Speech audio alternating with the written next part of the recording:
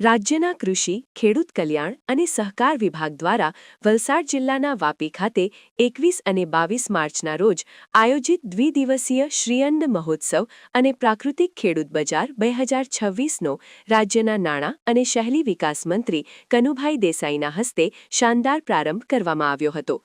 આ આયોજનનો મુખ્ય હેતુ નાગરિકોને તેમના રોજિંદા ભોજનમાં જાડા અને બરછટ અનાજનો ઉપયોગ વધારવા તથા પ્રાકૃતિક ખેતીથી પકવેલા પૌષ્ટિક ધાન્યના સેવન તરફ પ્રેરિત કરવાનો છે।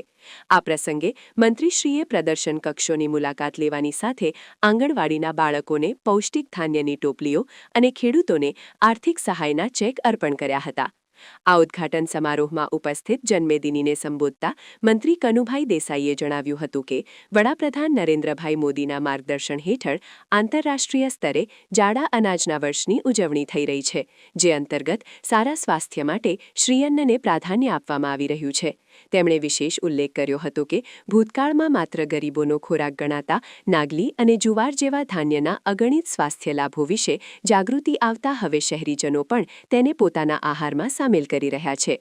વધુમાં રાજ્યપાલ શ્રી આચાર્ય દેવવ્રતજી અને રાજ્યના મુખ્યમંત્રી શ્રી દ્વારા ગાય આધારિત પ્રાકૃતિક ખેતીને અપાતા પ્રોત્સાહન અને રાજ્ય સરકાર દ્વારા ખેડૂતોને અપાતી ગાય નિવાવ ખર્ચની સહાયની પણ વિસ્તૃત માહિતી પૂરી પાડી હતી। આ મહોત્સવમાં ધરમપુરના ધારાસભ્ય અરવિંદભાઈ પટેલ અને કપરાડાના ધારાસભ્ય જીતુભાઈ ચૌધરીએ પ્રાસંગિક પ્રવચનો થકી ખેડૂતો અને નગરજનોને માર્ગદર્શન પૂરું પાડ્યું હતું।